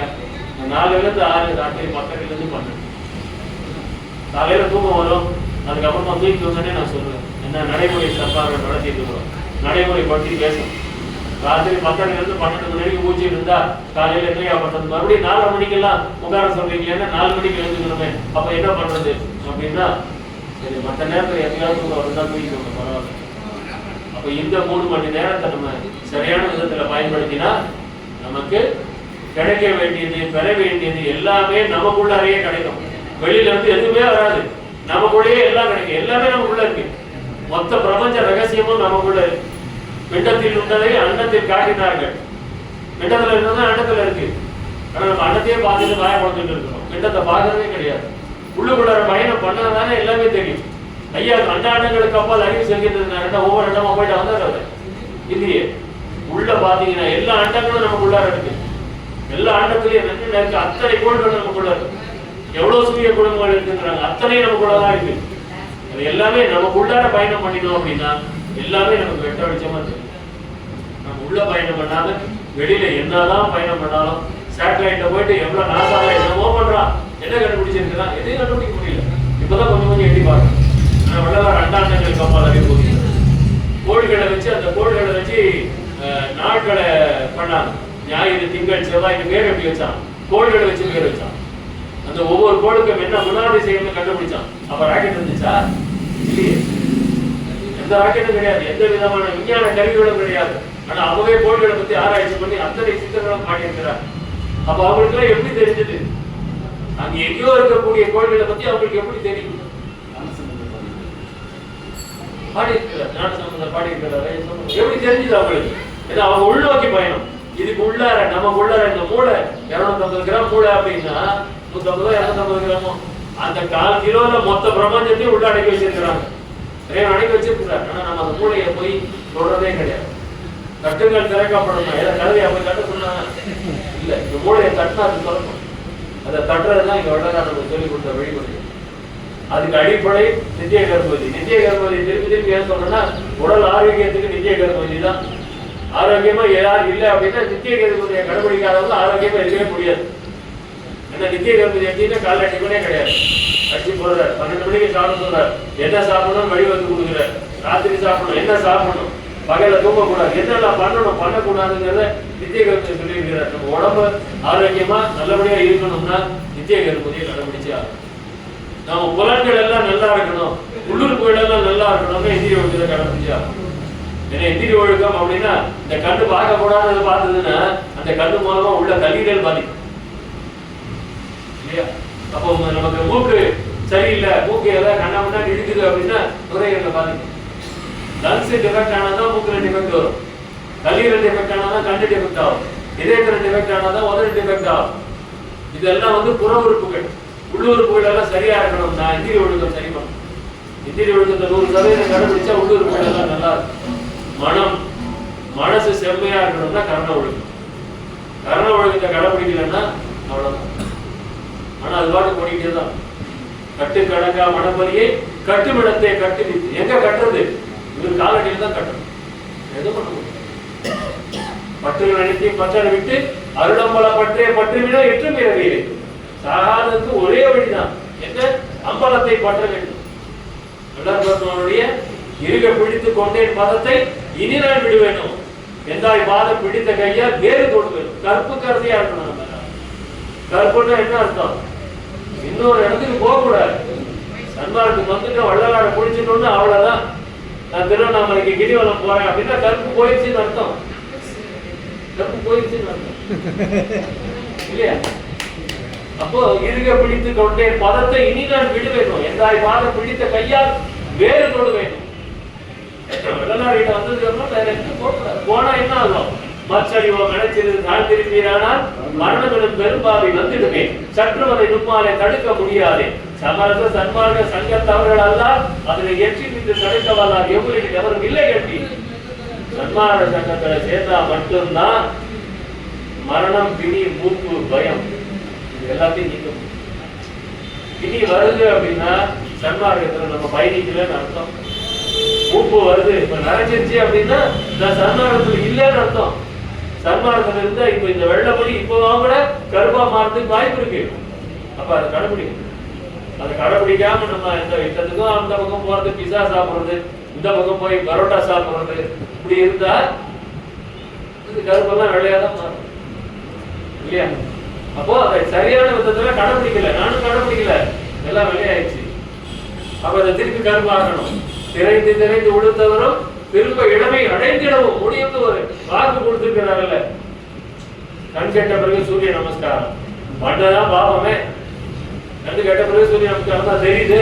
இப்பவும் பண்ணல என்ன பண்றது இல்லையா? அப்போ இப்போ ஆகுது ஐயா. அதனால பேரு பசங்க ஆரம்பிக்க ரொம்ப அருமையா ஆரம்பிக்கிறாரு.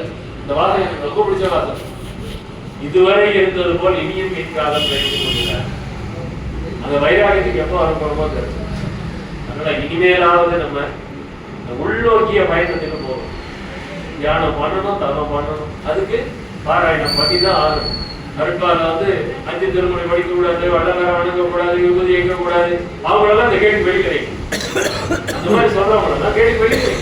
நம்ம இப்படிப்படியே அவங்கள சேர்க்க வேண்டாம், சேர்க்கவே வேண்டாம். ஏன்னா அவங்க எல்லாம் எதிர்மறை சிந்தனையை கொண்டாந்து நம்ம மேல விதைக்க பார்க்கலாம். அவங்களாம் நமக்கு சன்மார்க்கத்துக்கு வேண்டாம். அவங்க எல்லாம் சன்மார்க்கத்தின் புல்லுரிகள் என்ன சொல்லுவாங்க. அந்த மாதிரி நுழைஞ்சிருக்கிறாங்க இல்லையா? அந்த மாதிரி வள்ளலார் எப்படி அகவினத்தார் புறவினத்தார் அப்படின்னு சொல்றாரோ அந்த மாதிரி அவங்க எல்லாம் இப்போ அந்த நாத்திக சன்மார்க்கவாதிகள், அதுல நாத்திக சன்மார்க்கவாதிகள். ஜாதி, மதம், சமயம், பொய் அப்படின்னு வள்ளலார் சொன்னார். அதை மட்டும் முடிச்சுக்கிட்டாங்க. திருவொற்றியூருக்கு வா, உனக்கு என்னென்ன வேணுமோ எல்லாத்தையும் வாங்கி கொடுக்குறேன்னு சொன்னாலும் அவங்க ஏற்றுக்கிறது இல்லை. அந்த மாதிரி சில பேர் இருந்துட்டு இருக்காங்க. அவங்களாம் இனம் கண்டு கொஞ்சம் அவங்கள்ட்ட தள்ளி இருங்க. நம்ம அவங்களால முறைக்க வேணாம், எதிர்க்க வேணாம், நாம கொஞ்சம் தள்ளி இருக்கும். ஏன்னா வள்ளலார் கிட்ட நம்ம இருக்கணும் இல்லையா? அந்த மாதிரி இருங்க. காலையில எந்திரிங்க, 4:30 மணிலேருந்து 6 மணி வரைக்கும் கண்டிப்பா உட்காரு.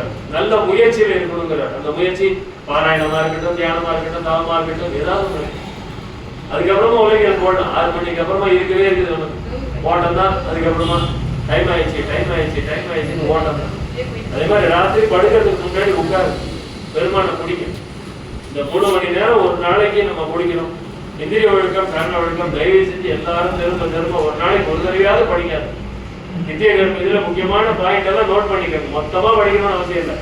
அதுல பாயிண்டா இருக்கும், அதெல்லாம் அண்டர்லைன் பண்ணிக்கோங்க. அதையெல்லாம் எடுத்து தினமும் ஒரு நாளைக்கு ஒரு தடவையாவது படிச்சு பாருங்க. படிச்சு பார்த்தோம் அப்படின்னா நமக்கு அதை தவறும் பொழுது நமக்கு அது உணரும். அடதான் இப்படி சொல்லியிருக்காரு அப்படின்னு கோவப்படுறோம் அப்படின்னா கடவுள் கோபம் சொல்லியிருக்காரு, நம்ம கோவப்பட்டுட்டோமே அப்படின்னு ரியலைஸ் பண்ணுவோம். அப்படி ரியலைஸ் பண்ணிட்டு ஒரு 10 தடவை ரியலைஸ் பண்ணா 11ஆவது தடவை கோபமே வராது. அந்த மாதிரி அப்ப அந்த ஒழுக்கங்கள் நம்ம ஞாபகத்துல இருக்கணும் இல்லையா? அந்த ஒழுக்கங்களை திரும்ப நம்ம வாசிக்கணும், அதை மனப்பாடம் பண்ணணும், கண்ணை பட்டுக்கிட்டே இருக்கணும்.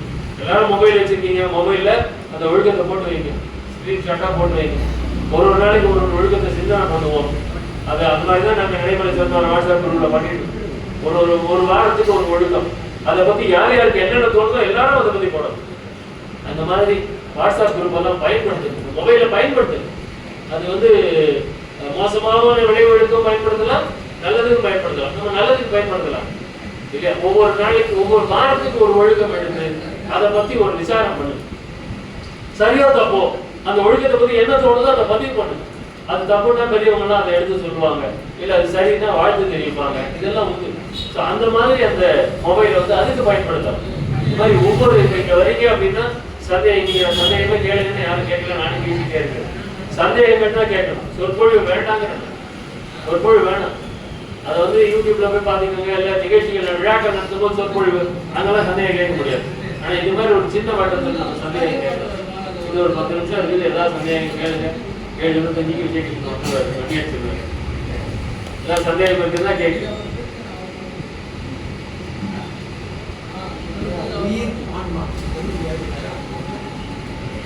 இந்த உடம்பை எடுக்காம இருக்கும் போது அதுக்கு ஆன்மான பேரு.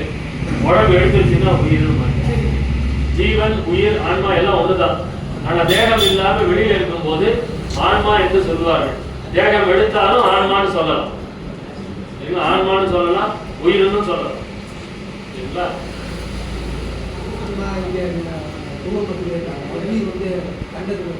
அதெல்லாம் ஒண்ணும் கிடையாது. 5 இடங்கள்ல இருக்கு. அது ஐயா வந்து 2 இடத்த மட்டும் தான் மென்ஷன் பண்றாரு. மீதி கண்டத்துக்கு கீழே மென்ஷன் பண்ணல, விட்டுட்டாரு. 5 இடத்துல டிராவல் பண்ணிட்டே இருக்கும். பூர்வ மத்தியில இருக்கும், கண்டத்துல இருக்கும். அதுக்கப்புறம் கீழே அந்த ஆதாரங்கள் அது வரைக்கும் வந்துட்டு இருக்கு. 5 இடத்துல டிராவல் பண்ணிட்டே இருக்கும். ஆனா நமக்கு தேவை 2 இடம் தான். இதுக்கு இங்கேயே வச்சுட்டு இருந்தோம்னா மரணம் வராது. நம்ம இதுக்கு கீழே உயிர் போக ஆரம்பிச்சா மரணம் வரும்.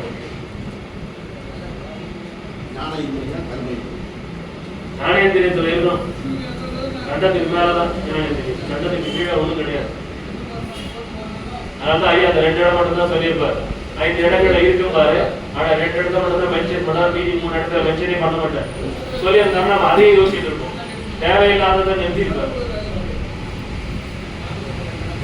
ஆன்மா போயிடுச்சு அப்படின்னு யாரும் சொல்றது? உயிர் போயிடுச்சுன்னா மரணம் போயிடுச்சு, மரணம் அடைஞ்சிட்டா ஆன்மா போயிடுச்சுன்னு சொல்றாரு, உயிர் போயிடுச்சுன்னு தான் சொல்றாங்க இல்லையா? ஆனா ஐயா வந்து சொல்றாரு, ஆன்மா பக்குவம் வருவித்தல் பொருட்டு இந்த தேகத்திலிருந்து ஆன்மாவை வேறு தேகத்தில் விடுவதற்கு பேர் தான் மரணம்.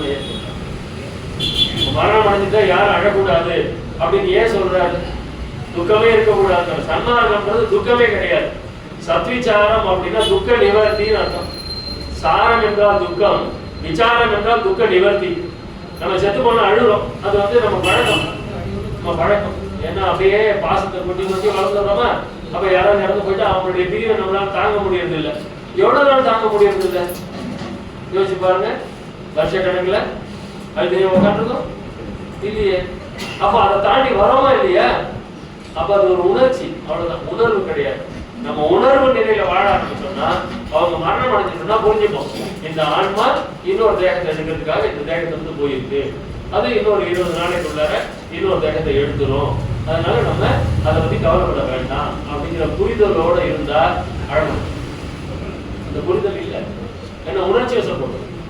ஐயோ யாருக்காவது மரணம்னா உடனே நம்ம வாயிலிருந்து என்ன வருது?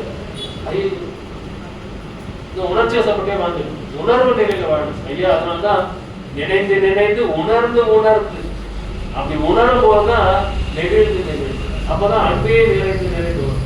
உணர்ச்சி வசப்படும் போது நெகிழ்ச்சியே வரும். அழகெல்லாம் நெகிழ்ச்சி கிடையாது. மன நெகிழ்ச்சியில் அழகு கிடையாது, துக்கத்தில் அழகும். மன நெகிழ்ச்சியில் அழகு கிடையாது. மன நெகிழ்ச்சி ரொம்ப அதிகமாச்சு அழக மாட்டோம், மயக்கம் போட்டு விட்டு. மண்ணாங்கட்டி உடஞ்சதை பார்த்து மயக்கம் போட்டு விட்டது தானே உதாரணமா கொடுக்கிறார். அப்போ அதை தாங்க முடியாத பொழுது, தாங்க முடியாத போது உடம்பு என்ன பண்ணும்? மயக்கத்துக்கு கொண்டு போயிடும். அதனால யாராவது இறந்து போயிட்டாங்க, தாங்க முடியல மயக்கம் போட்டு. நமக்கு ரொம்ப அதிகமா அடிபட்டுச்சுன்னா மயக்கம் வருதா இல்லையா? அது ஏன்னா உடம்பு தன்னைத்தானே அந்த நிலைக்கு கொண்டு போகுது. இந்த தாங்காது, அதனால மயக்க நிலைக்கு எடுத்து போயிடும். மயக்க நிலைக்கு எடுத்து போயிடும்போது வலி தெரியாது.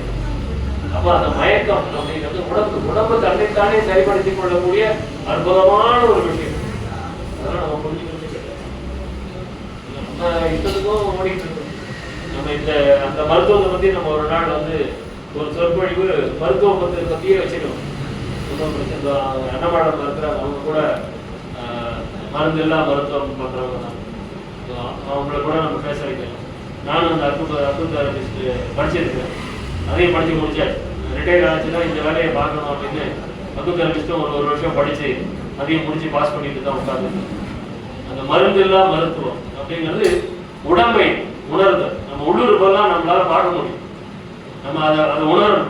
ஒவ்வொரு உறுப்பும் எப்போ செயல்படுது, எப்போ அதுக்கு ஓய்வு தேவை, அது எப்படி செயல்படுது, அதனுடைய விளைவுகள் என்ன, நம்ம எதை சாப்பிட்டா சாப்பிடணும் செரிமானம் ஆகுது, அது எத்தனை உறுப்புகள் அதில் சம்மந்தப்பட்டிருக்கான்னு யாருக்கா தெரியுமா? முதல்ல செரிமானம் ஆகிறதுக்கு நமக்கு எச்சில் உருவாகுது இல்லை, அதுல இருந்து செரிமானப்படுது. அந்த எச்சிலை உமிழ்நீர் சுரக்கிறதுக்கு மண்ணீரல் காரணமா இருக்கு. மண்ணீரல் தான் ஏதாவது ஒரு, அதுக்கு முன்னாடி மூக்கு, ஒரு வாசனை வந்தோடனே எச்சில் சுரக்குது. ஒரு பொருளோட வாசனை வந்தோடனே எச்சில் சுரக்குது. அப்ப மூக்குக்கும் மண்ணீரலுக்கும் என்ன சம்பந்தம்? அப்ப அவ்வளவு உறுப்புகளும் செரிமானத்துல அப்படி பயன்படுது. வாயில நல்லா அரைக்கிறோம், அந்த உமிழ்நீரோட சேர்ந்து அது வேற இறப்பைக்கு போகும். இறப்பையில மறுபடியும் ஒரு உமிழ்நீர் சுரக்குது, அந்த அமிலம் சுரக்குது. அந்த அமிலத்துல மறுபடியும் செரிமானம் கிடைக்கும். வாயிலே பாதி. அதுக்கப்புறமா உணவு குழல் வந்து என்ன கூழாக்குனா உணவு குழல ஒழுங்கா போகும். அதுல வாங்க எவ்வளவு அற்புதமா தொண்டையில மூச்சு குழலும் இருக்கு, உணவு குழலும் இருக்கு. அதுல வாங்கு ஒரே முடிதான். அது தெரியுமா யாருக்காவது? ஒரே முடிதான் இருக்கு. அது இந்த பக்கம் மாறி மாறி மூடும்.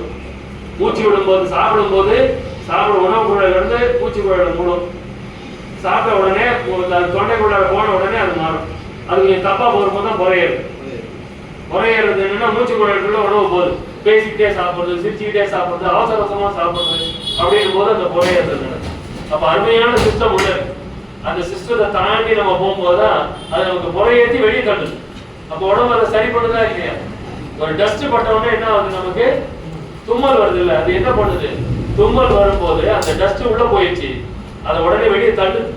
அப்ப உடம்புல தாண்டி சரி பண்ணி அந்த மாதிரி இறவைக்குள்ள போது இறக்கையில மறுபடியும் செரிமானம் நடக்கும். செரிமானம் நடந்து அது மறுபடியும் சிறுகுடலுக்கு போகும். சிறுகுடல்லே ஒரு சின்ன செரிமானம் நடக்கும். அதுக்கப்புறமா தான் பெருங்குடலுக்கு போகும். பெருங்குடலுக்கு போய் அங்கதான் அதை மொத்தமா பிரிச்சு எல்லாத்துக்கும் போகும். இவ்வளவு வேலை நடக்குது. ஆனா ரொம்ப சாப்பிடாமே கிடக்கிறவனுக்கு ஒரு சின்ன சாக்லேட் கொடுத்து பாருங்க, உடனே எனர்ஜி வந்துடும். அந்த செரிமானம் நடக்கிறதுக்கு குறைஞ்சது 2.5 மணி நேரம் ஆகும். ஐயா 4 மணி நேரம் ஆகும்னு சொல்றாரு. அதனால 4 மணி நேரம் கழிச்சுதான் அடுத்த உணவுக்கு போகணுங்கிற. அப்போ இந்த செரிமானமான அந்த ஒரு ஜூஸ் கொடுத்த உடனே அவன் ஃப்ரெஷ் ஆயிடுறாங்க. எப்படி அப்படின்னா அந்த மண்ணீரல் அந்த நாக்குல அந்த இது பட்ட உடனே உடம்புக்கு எல்லாருக்குமே கொடுத்துரும். அப்போ எல்லாம் உடனே கொடுத்துரும். அப்ப நம்மளுடைய உள்ளுறுப்புகள் எல்லாம் அவ்வளவு அருமையா செயல்படக்கூடிய அமைப்பு இந்த தேகத்துக்கு கொடுக்கப்பட்டிருக்கு. அதனால்தான் மனித தேகம் தான் இறைநிலை அடைவதற்கு உண்டான ஒரே தேகம் எதுனா மனித தேகம் மாத்திரம். அதை நம்ம பொன்போல பாதுகாக்கணும். அதனால்தான் ஐயா தேகத்தை பொன்போல பாதுகாத்தல் வேண்டும். தேகத்தை பொன்போல பாதுகாக்கணும்னா உள்ளுறுப்புகள் எல்லாம் உள்ளுடம்பை நீடிக்க செய்யும். எது உள்ளுடம்பை நீடிக்க செய்யும்? கரிசாலை. அவ்வளவு அற்புதம். உள்ளுடம்பை நீடிக்க செய்யுங்க. அதுக்கு நம்ம ஏதாவது வைத்தியம் பண்ணணுமா வேணாமா? உள்ளுடம்பு இந்த உடம்புக்கு ஏதாவது வைத்தியம் பண்றோம். உள்ளுடம்புக்கு என்ன வைத்தியம் பண்றோம்? கரிசாலை. ஒரே வைத்தியம் கரிசாலை தான். அந்த கரிசாலை ஆச்சாரனுடைய திருவடியை ஞாபகம் செய்து அசட்டை இல்லாமல் தினமும் உட்கொள்ள வேண்டும். அசட்டை இல்லாமல் நம்மளாம் அலட்சியப்படுத்தணும். கரிசாலை அவ்வளவு அலட்சியம் பண்ணுவோம். அந்த டெய்லி எடுத்துக்கணுங்கிற அக்கறையே கிடையாது. என்னைக்காவது ஒரு நாள் இந்த மாதிரி கூட்டத்துக்கு வரும்போது கரிசாலை கொடுக்குறீங்களான்னு கேட்குது. வீட்டுல டெய்லி கரிசாலை குடிக்கிறாங்களான்னு எங்க ஸ்டாக் குடிப்பாங்க இல்லையா? அந்த அசட்டை இல்லாமல் அந்த கரிசாலை உள்ளுடமை நீடிக்க செய்யும் அப்படிங்கிறார். 24 வருஷமா நோய் தாக்கி தஞ்சாவூர் திருப்பூரில் வள்ளலார் மாண்பியல் கூடத்தில் பூஜை வர வச்சு இங்கே எல்லாருக்கும் எல்லா அன்பர்களுக்கும் சேவையாக பண்ணிருக்கோம். அதான் இந்த கரிசாலைங்கிறத நம்ம எந்தவித அசட்டையும் இல்லாமல், ஏன்னா அது உள்ளுடமை நீடிக்க செய்யுது.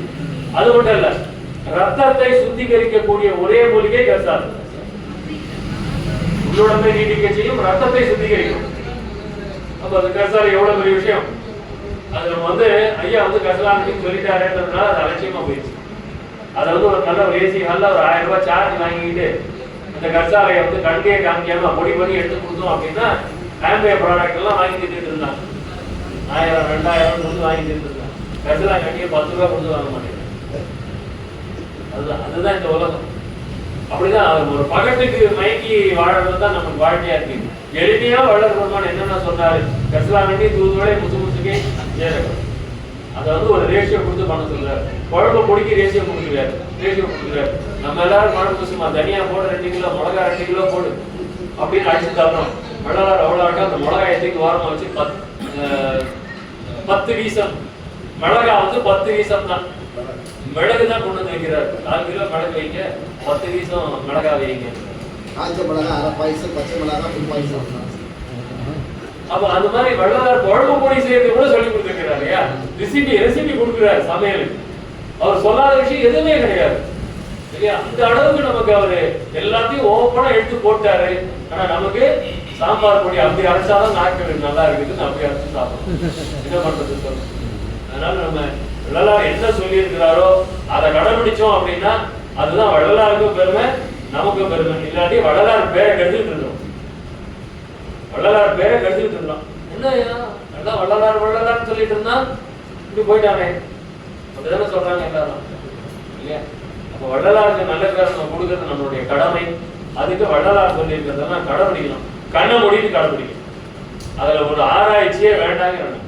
அவர் என்ன சொல்லி இருக்கிறாரோ அந்த வேத வாக்கு எந்த விதமான ஆராய்ச்சி செய்யாம அதை அப்படியே கடைபிடிக்க வேண்டும் என்று உங்களுடைய பொறுப்பாளர்களை கேட்டு வணங்கி கொண்டு விடைபெறுகிறேன். நன்றி, வணக்கம்.